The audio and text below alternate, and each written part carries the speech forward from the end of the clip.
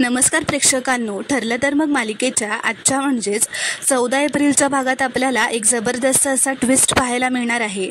पण त्याआधी जर तुम्ही माझ्या चॅनलवर नवीन असाल तर चॅनलला प्लीज सबस्क्राईब करा.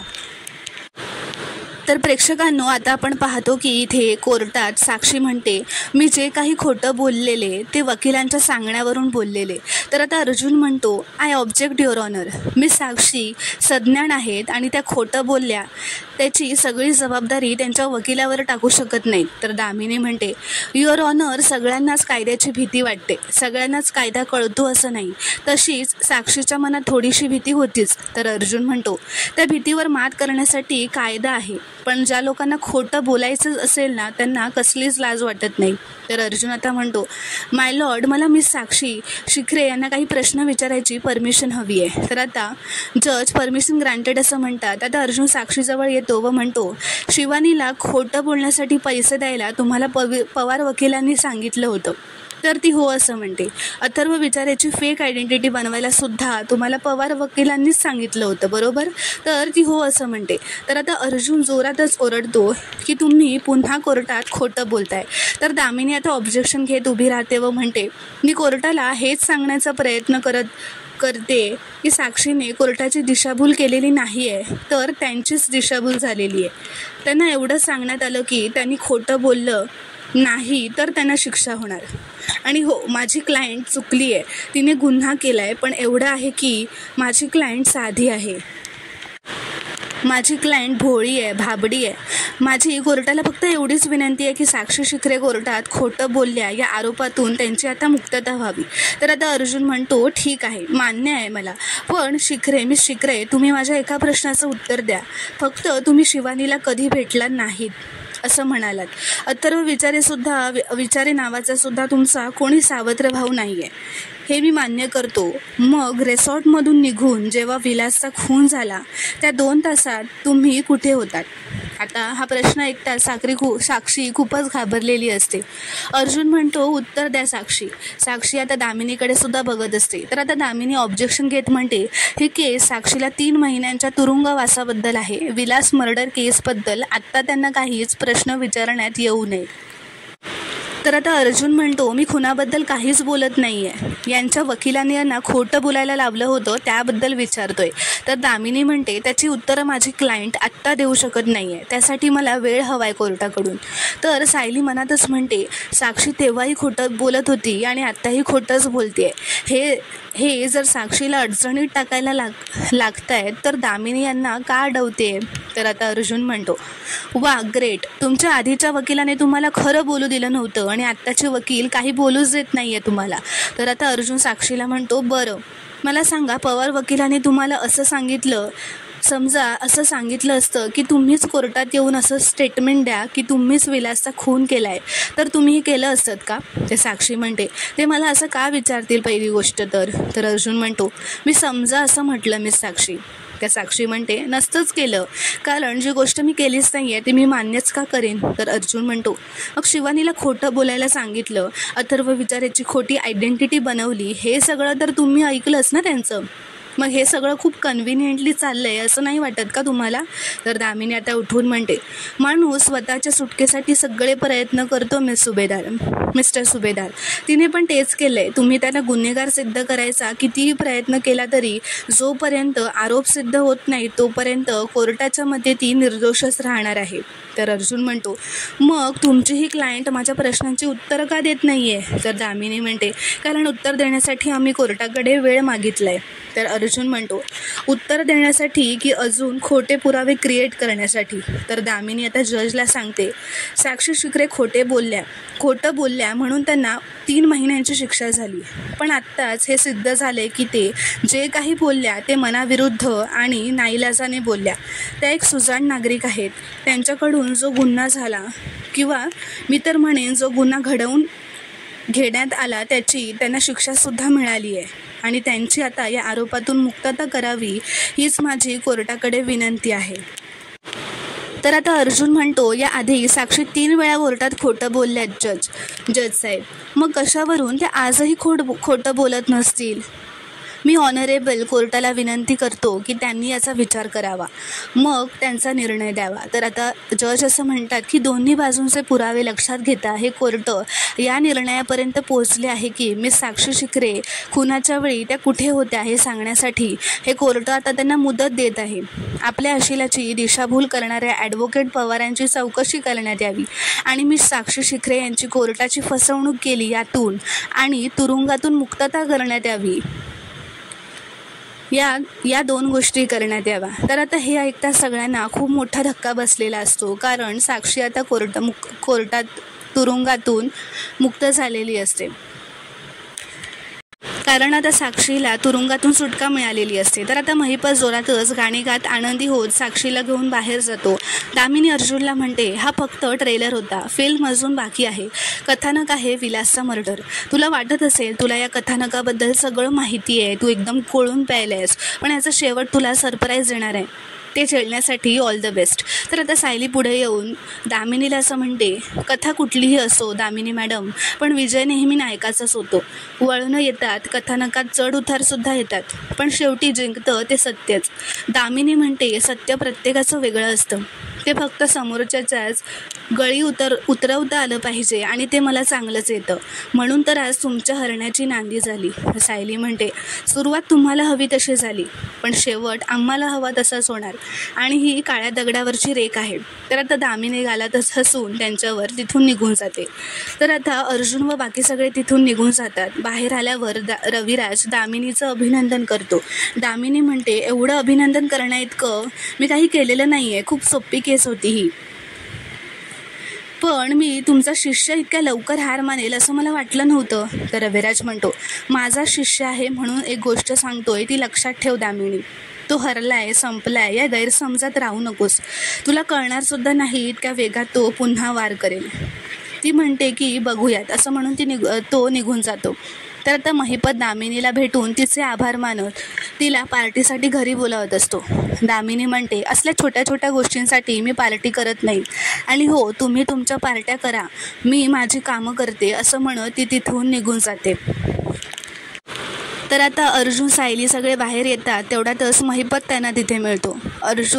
महिपत त्यांना असं म्हणतो, अरे अर्जुन सर, आमची मुलगी सुटली बघा, आमची वकिलीनबाई तुमच्यापेक्षा सरस निघाली.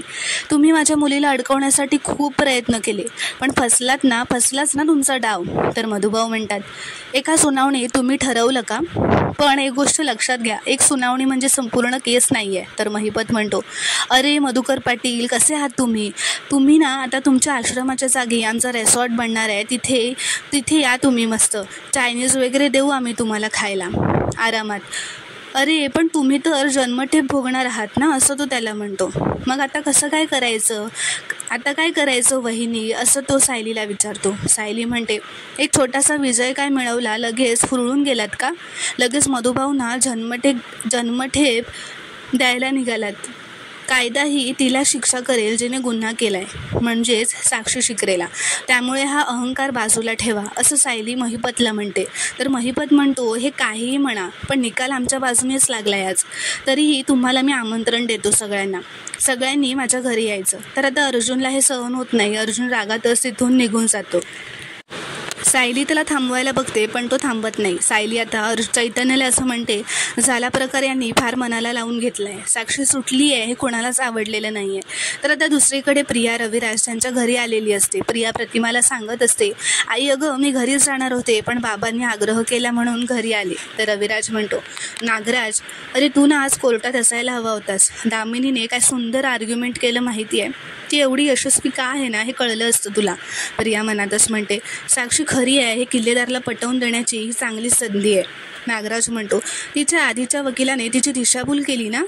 तर प्रिया म्हणते, हो ना, आत्ता दामिनीसारख्या एवढ्या मोठ्या वकिलाने साक्षीची केस घेतली आहे म्हणजे साक्षी निर्दोषच असणार.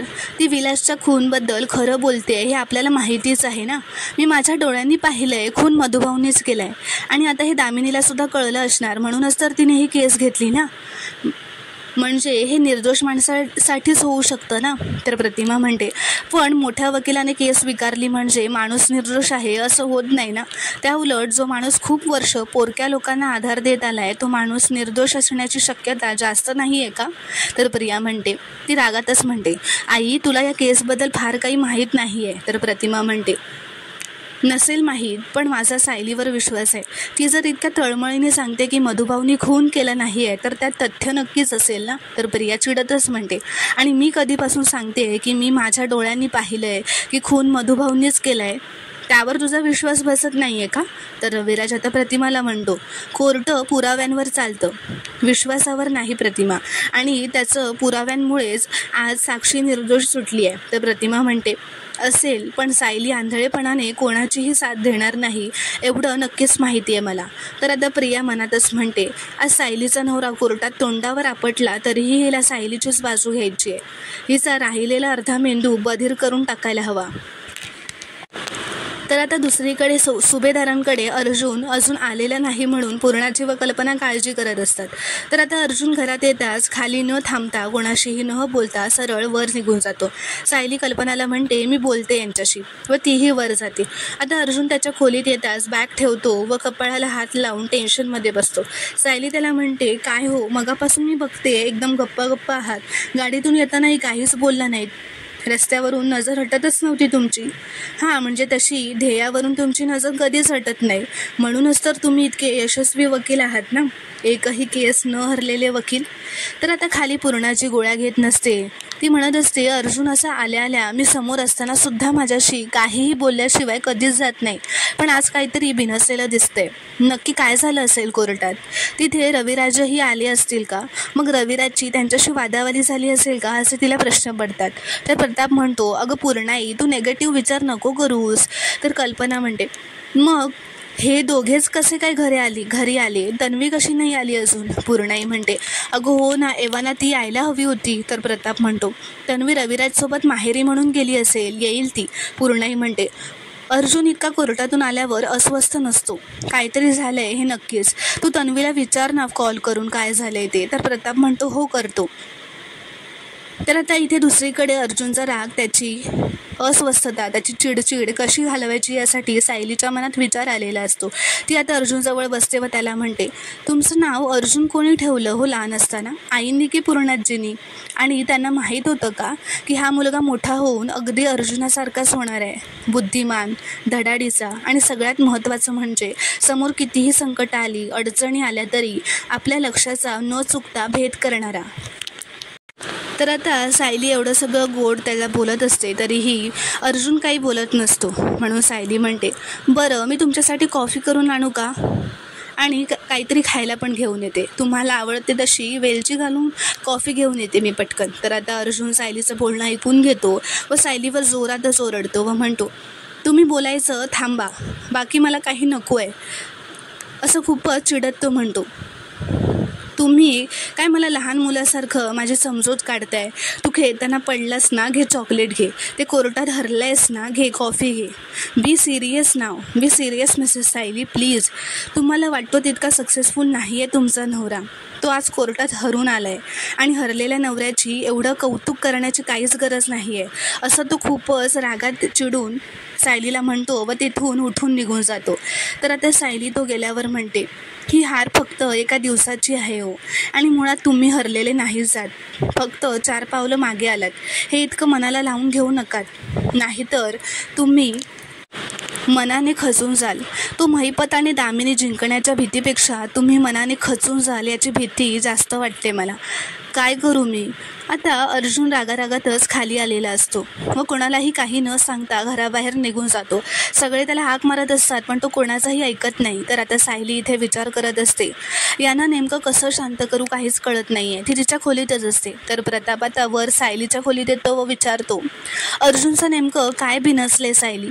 आता जातानाही तो काहीच न बोलता निघून गेला रागारागात. कोर्टात काही झालंय का. तर सायली म्हणते, कोर्टात त्यांचा दिवस फारसा बरा नाही गेला बाबा. तर प्रताप म्हणतो, त्याचा आणि रविराजचा परत वाद झाला का? तर सायली म्हणते, नाही बाबा, तसं काही नाही झालं आहे, पण आज नेमके फासे उलटे पडलेत आणि तुमच्या मुलाला हरण्याची सवय नाही आहे ना. एक सुनावणी त्यांच्या विरुद्ध झाली आहे बाबा, पण त्यांना तोही त्रास सहन होत नाही आहे. तर प्रताप म्हणतो, मला ना तुमच्या वैयक्तिक आयुष्यात व कोर्टाच्या कुठल्याही बाबतीत तुमच्या कुठल्याही गोष्टींशी काहीही मला लेणं देणं नाही आहे. पण त्याला एक गोष्ट सांग, मोठं युद्ध जर लढायचं असेल तर कधीकधी छोटी लढाई हरावीच लागते आणि त्यात तुमचं नुकसान होत नाही, झालंच तर फायदा होतो. तर मित्रांनो, आता पुढील भागात आपण पाहणार आहोत की आता सायली, मधुभाऊ व अर्जुन मिळून असं ठरवतात की आता हीच वेळ आहे प्रियाच्या खोलीत जाऊन विलास मर्डर केसबद्दल काही पुरावे सापडत आहेत का, आपल्या हाती लागत आहेत का ते बघायचं, प्रिया तिच्या खोलीत नसताना. तर आता ते तिघंही प्रियाच्या खोलीत येतात, लपूनच येतात, तिच्या खोलीची झडती घेत असतात.